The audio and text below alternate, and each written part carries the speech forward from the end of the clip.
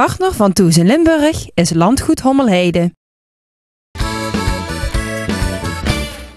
Ja, welkom terug bij Thuis in Limburg vanaf Landgoed Hommelheide in Susteren. Het is tijd voor een gesprek met onze artiest en het is niet zomaar een artiest. Het is namelijk een slager, een zingende slager wel te verstaan. Chris Koppers, welkom. Ja, dankjewel. Nou, is het zingen niet ontstaan in de slagerij, neem ik aan? Nee, het is niet ontstaan in de slagerij. Dat doen we alleen carbonaatjes kappen. Ja, maar hoe ben je er dan bij gekomen om te gaan zingen? Ja, vroeger was een kennis van me, die deed ook in de muziek, was Peter Smulders uit Tilburg. En als hij ergens ging zingen, dan ging ik kijken. En dan gaf hij wel zo de microfoon aan mij en zo is het eigenlijk ontstaan. Zo ben je erin terecht gekomen? Ja, steeds meer, vaker en ja. Nou, wat voor repertoire heb je precies? Vooral Nederlandstalig? Ja, vooral Nederlandstalig. Met name de laatste jaren alleen maar Nederlandstalig. Voorheen zong ik nog wel eens in Duits of in het Engels. Maar Nederlandstalig is het beste. Ja, waar komt die liefde voor de Nederlandstalige uit voort? Ja, makkelijk verstaanbaar, niet te moeilijk maken voor de mensen. En ja, de gezelligheid. Burgondisch gezelligheid, ja, dat past bij mij, hè? Ja, nou woon je in Horst, maar ja de mensen kunnen al horen. Je bent van oorsprong geen Limburg natuurlijk. Nee. Hoe ben je in Horst terechtgekomen? Ik woonde in Veldhoven, waar ik ook in de slagerij werkte. Maar ik wou ook voor mijn eigen beginnen op een gegeven moment. Maar met mijn baas had ik een concurrentiebeding. Dat ik in een straal van 20 kilometer niet mocht beginnen. Ja, waar je dan terecht komt, maakt niet zoveel uit. Maar op een gegeven moment kom ik ook in Horst uit. En ja, mooie slagerij. Mooi, alle faciliteiten vlak bij de deur. En dat vond ik belangrijk. En toen hebben we 22 jaar geleden, in 1990, 1 september 1990, zijn we daar begonnen. Dus. En het Limburgse bevalt goed? Helemaal geweldig. Ja, daar heb je ook iets moois mee mogen maken. Je hebt op het in het voorprogramma gestaan voor Rowenaise. Ja, ik heb een aantal jaar terug, dat is wel leuk om te vertellen. Dat was net in het jaar dat André Hazes overleden was. Hij was net, ik denk 2 maanden overleden of zo. En die stond op nummer 1 met Zij geloofde mij eigenlijk. En toen zong ik het voorprogramma bij het slotconcert van Rowenaise. Stond ik midden in die tent. En ja, er was 8000 man binnen. En toen deed ik Zij geloofde mij. Nou, dat was echt, ik had er mee kippenvel van. Ja, dat nou nog als je eraan denkt. Ja, helemaal leuk. Is het een van de mooiste momenten geweest of heb je nog andere momenten? Nee, mijn allermooiste moment die speelde in Eindhoven af. Omdat ik uit Veldhoven kom, mijn club is PSV. En toen heb ik op het kampioenschap op het Stadhuisplein gezongen. Ja, dat vond ik helemaal geweldig. Ja? Had ik een PSV-lied gemaakt en ja, dat was helemaal goed. En hoe kwamen ze bij jou terecht dan daarvoor? Ja, in de PSV's ben ik wel geen onbekende om het zo te zeggen. Ik zing vaker voor supporters en ook al een paar keer voor wat voetballers gedaan en zo. En in het stadion voor de wedstrijd heb ik wel eens clublied gedaan en zo. Dus vandaar dat ik geen onbekende was. Ja, en dan voor je eigen clubje zingen, dat is natuurlijk fantastisch. Dat is helemaal geweldig, hè? Ja, nou heb je ook al duetten gezongen met onder meer Frans Duits en Django Wagner. Ja, als we elkaar wel zo tegenkomen tijdens muziekevenementen waar we toevallig samen geboekt staan, vinden we dat wel leuk om te doen. Dan staat er altijd een heel gewichtig duo op de bühne, om het zo maar te zeggen. Ja.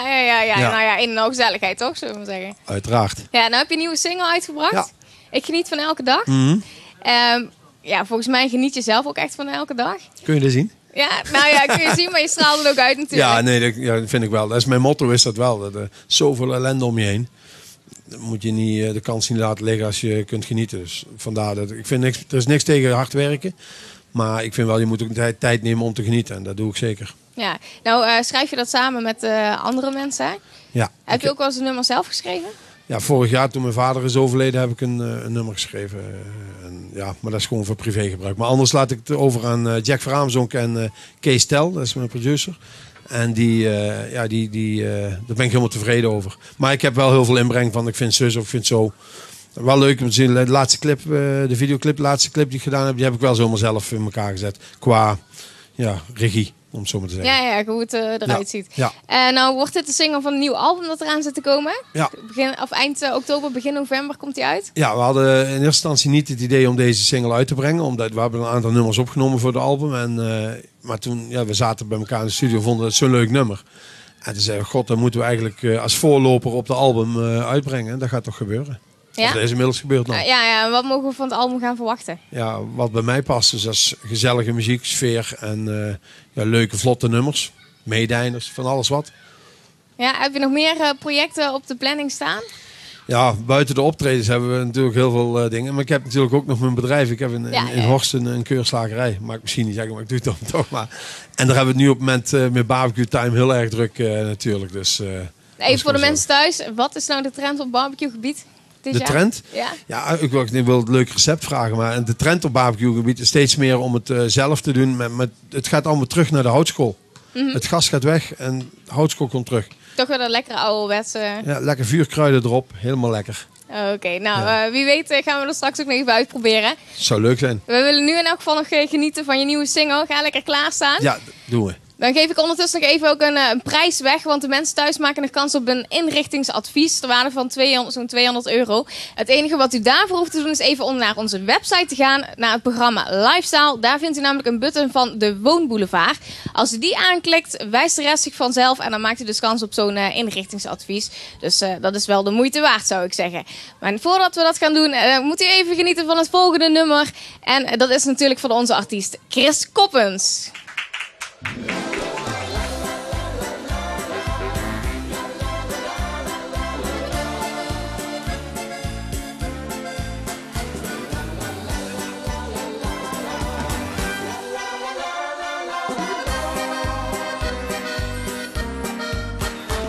Ik heb vele zeeën bevaren en overal ter wereld geweest. Als vrijgezel was ik ongebonden, voor mij is het leven een feest. Er waren veel vrouwen in mijn leven, maar niemand kon mij liefde geven. Dus blijf ik alleen. Dit leven van mij houdt me op de been. Ik ben een jongen van het leven, ja ik geniet van elke dag.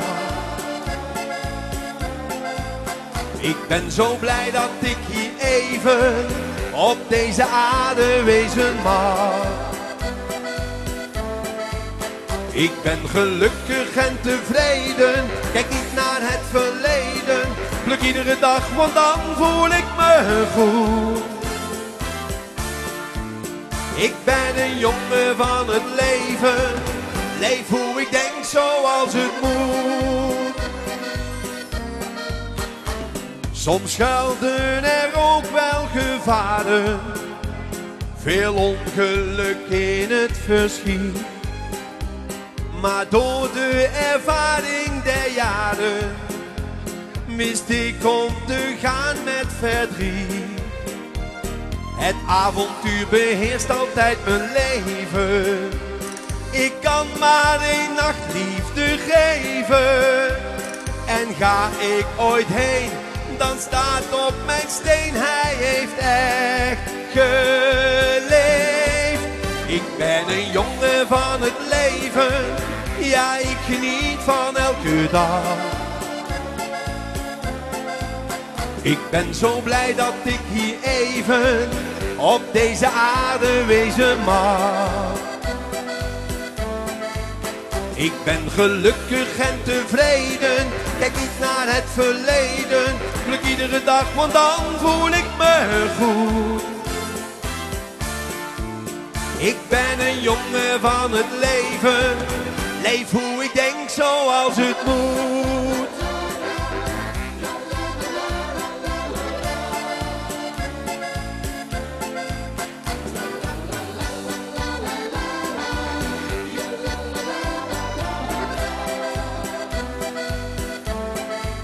Ik ben gelukkig en tevreden, kijk niet naar het verleden. Pluk iedere dag, want dan voel ik me goed. Ik ben een jongen van het leven, leef hoe ik denk zoals het moet. Ik ben een jongen van het leven, leef hoe ik leef zoals het moet.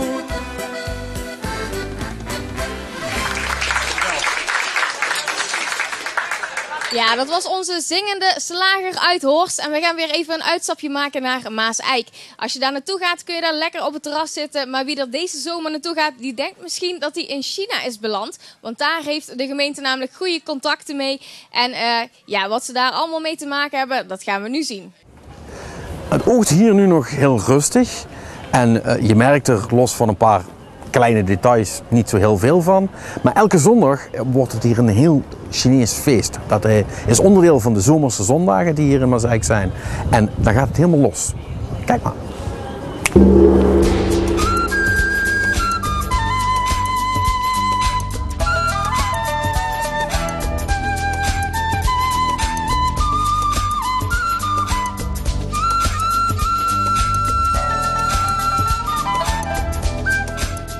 We zijn hier vandaag in Maaseik te gast tijdens de zomerse zondagen. Maaseik staat tijdens de zomerse zondagen iedere zondag in juli en augustus dus in het teken van de China-tentoonstelling. Die doorgaat in het Minderbroedersklooster. Daar kan u dagelijks terecht van dinsdag tot en met zondag van 10 tot 18 uur. Verder kunt u dan iedere zondag om 2:30 en om 3:30 naar de leeuwendans komen zien. En tussentijds gaan er ook nog kung fu demonstraties door. Leuk om mee te pikken is dat u gratis treinritjes kan doen om 2, om 3 en om 4 uur met een gids aan boord. En verder kan u nog de musea bezoeken, de apotheek, de tentoonstelling Oost-West en nog met een gids meegaan voor de Van Eyck tentoonstelling.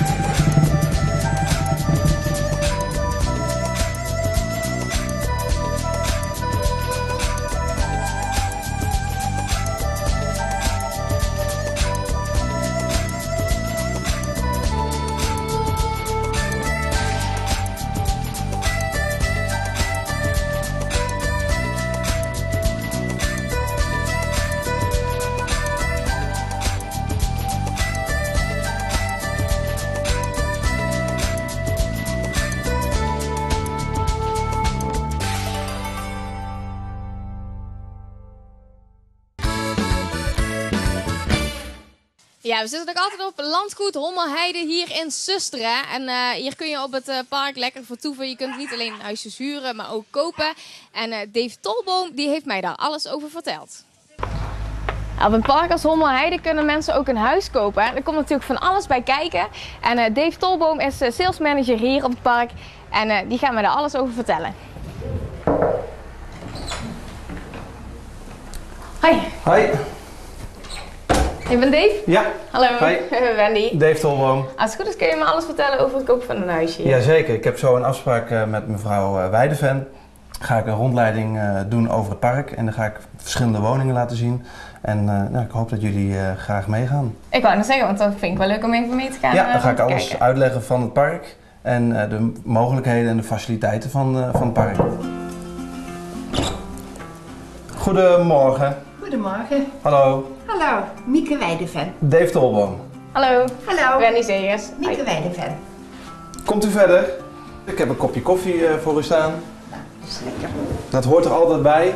Ja. U heeft ons gelezen via de krant. Hè? U heeft de advertentie gezien. Ja. En u bent geïnteresseerd in het kopen van een vakantiewoning. Ja, ik wil in elk geval eens vast gaan kijken wat u hier allemaal te bieden heeft.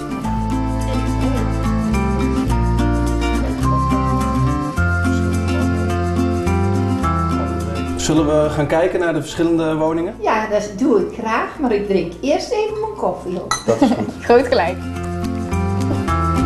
Zo, iedereen zit. Yes, we kunnen.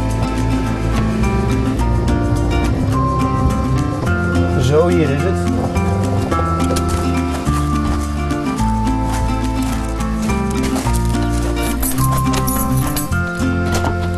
wel netjes aangelegd. Dit is de paviljoen. Het ziet er heel modern uit. Bent u een beetje van het moderne? Nou, een klein beetje. Ik vind dit wel heel mooi. Maar misschien te modern voor mij. Maar ik vind het wel heel mooi. Ik ben wel nieuwsgierig ook naar de rest van de woning. Dus mogen we even een rondje maken? We gaan even alles bekijken. Ja.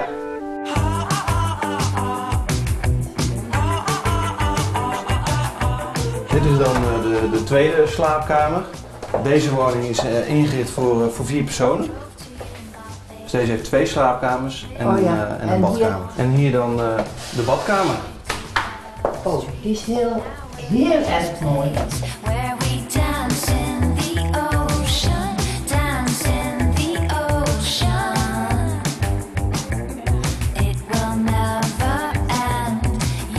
En hij heeft natuurlijk ook nog een geweldig terras met een luxe tuinset. Oh, je zit lekker. Schitterend uitzicht ook, hè? Ja, goed vertoeven hier. Mooi uitzicht. Zorgeloos genieten. Absoluut, ja. Dan gaan we nou even naar woning nummer 2. Nou, dat wil ik graag zien.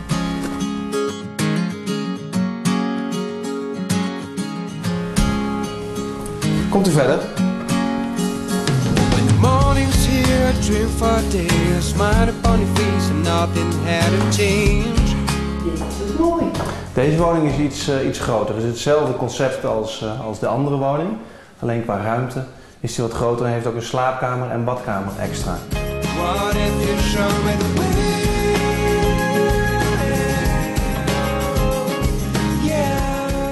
Dave, als je nou zo'n woning gaat kopen, wat zijn nou de belangrijkste tips die je de mensen meegeeft? Nou, de belangrijkste tip is eigenlijk de locatie en het park.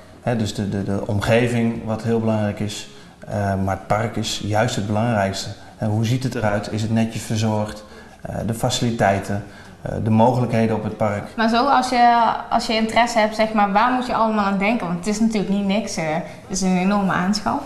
Ja, je moet kijken van, zit er eigen grond bij? Dus het koopgrond is vaak interessanter als de grond huren. Maar ook de woning zelf. Wat voor type woning is het? Is er veel onderhoud aan? Wat brengt het rendement? Dus is er een goed rendement te behalen? En wat vond u van de woning? Nou, ik vind het heel mooi. Ja? Ja, hier is het genieten. Echt. En de rest doet het park. Het schoonhouden, alles doet het park. Dus daar heb ik geen omkijken naar.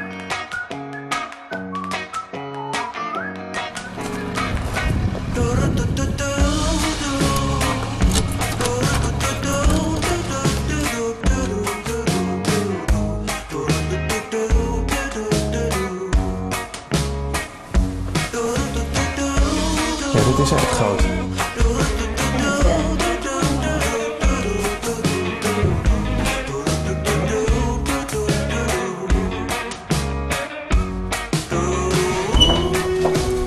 Dit is dan de eerste badkamer van boven, want we hebben 2 verschillende badkamers. Oh, 2 badkamers. Ja.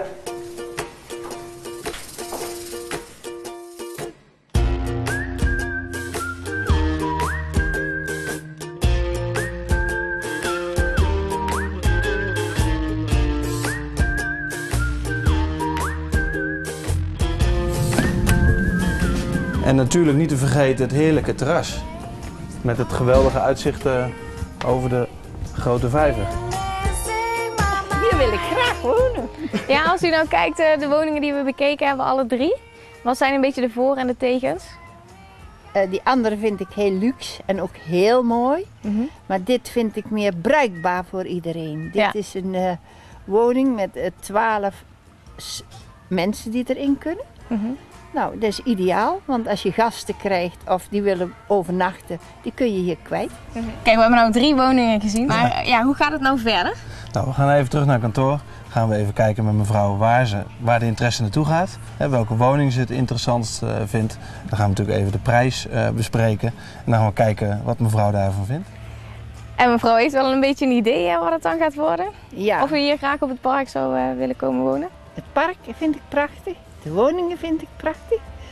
Mijn voorkeur gaat uit naar deze woning. Ja? Ja. En gaat het hem ook definitief worden of moet u daar toch nog even over nadenken? Ik moet nog eventjes nog een keertje komen kijken. Hè. 1 keer kijken, dat is niet voldoende voor mij. Nou, ik ben heel benieuwd hoe het verder gaat lopen. Ik wens u in elk geval heel veel succes verder. Ik dank u voor de hulp die u mij geboden heeft. Nou, graag gedaan en veel succes verder. Dank u wel. En Dave, ja, hartelijk dank voor alle informatie. Bedankt voor het meelopen vandaag. Ja, en succes met het project verder. Ja, dat gaat zeker lukken.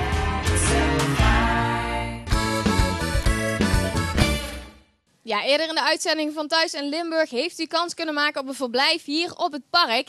En het is zover, ik mag de winnaar daarvan bekendmaken. En dat is geworden Casper van den Brink. Van harte gefeliciteerd. Je hebt de prijs gewoon om hier lekker op het park te verblijven. Geniet ervan en dat gaat vast lukken. Nou, wie er in elk geval lekker bij zit, dat is onze Patrick Smeets. Want die zit nog in Maaseik. En na een dag daar in de gemeente rondgekeken te hebben, heeft hij natuurlijk ook wel even behoefte aan een lekker terrasje.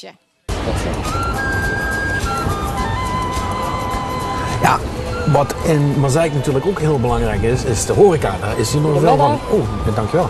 En, want ja, hè, een natje en een droogje, dat hoort erbij. En sterker nog, dat vinden we natuurlijk heel belangrijk. Dankjewel. Dank je.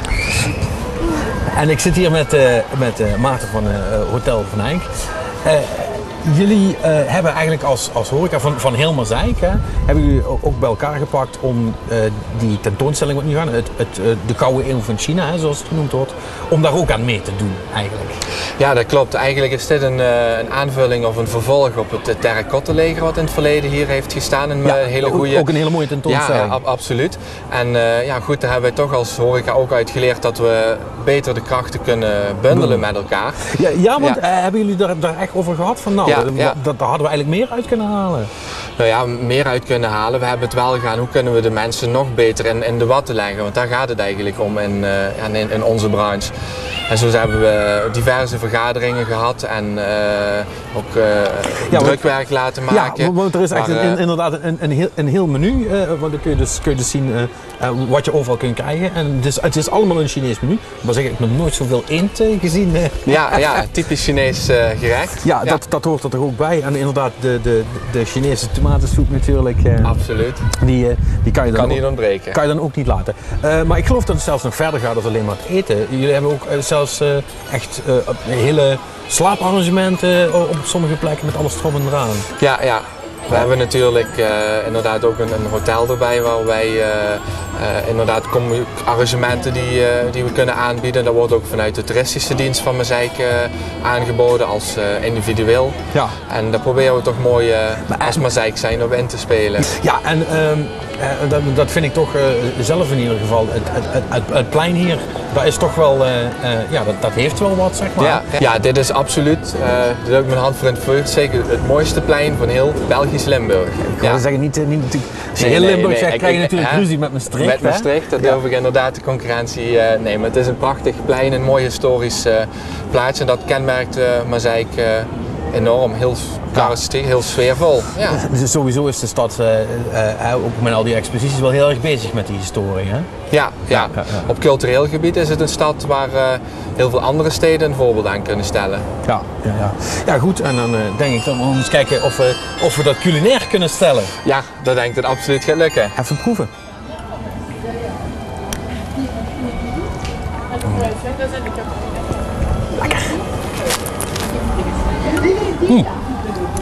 Bijkomend voordeel is natuurlijk ook nog voor de mensen die zich graag thuis willen blijven voelen, dat we hier echt in Belgisch Limburg zitten en dat bijgevolg ook iedereen plat kalt. Absoluut. In alle talen kennen we de mensen te woord staan. Ja, dus dat is dan natuurlijk ook wel fijn. Dan hoeft er nog niet eens moeilijk te doen. Ik kan me niet voorstellen dat jullie het niet verder krijgen om Hollands te kallen. Maar toch, het geeft toch een iets gezelligere stemming. En ik ken nog eens waar wat de Belgen allemaal over die te vertellen hebben als Hollander natuurlijk. Ja, precies. Hoezeer merk je dat nou, dat zo'n evenement gaande is en dat je hebt je er toch eens op voorbereid. Loont het zich ook? Ja, absoluut. Er komen toch heel veel mensen uit Nederland, boven de rivieren. uit Vlaanderen komen, Antwerpen en die kanten, de grote steden, zijn toch heel veel mensen die echt specifiek voor de tentoonstelling komen of hele georganiseerde tours met bussen die hier stoppen. Ja, en die komen hier natuurlijk toch altijd terecht. Hè? Ja, en die komen toch in Bourgondisch, Belgisch, Limburgs. Proeven en cultuur snuiven. Zoals dat hoort. Ja, absoluut. Ja, toch? Ja, dat lijkt me een mooie noot om op af te sluiten. Ik ga nog even verder genieten van mijn soepje. Jij bedankt, Maarten. Graag gedaan. Dan zou ik zeggen, tot nog eens gedus en geniet ervan.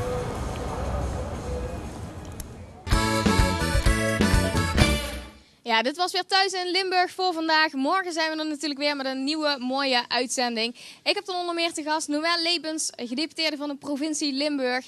En we hebben weer mooie muziek van niemand minder dan Roy van den Broek. Ja, winnaar van Doorzeep Muziek en de Talentenjacht van TV Limburg. En Maurice? Een Olympische sporter, tenminste een sporter die aan de Olympische Spelen heeft deelgenomen, finale heeft gehaald. 100 meter vlinderslag hebben we het over zwemmen. Niemand minder dan Juri Verlinde uit Melick is morgen hier te gast bij mij. Ik verheug me erop. Absoluut, wordt weer een mooie uitzending. Tot morgen. Hè? Doei.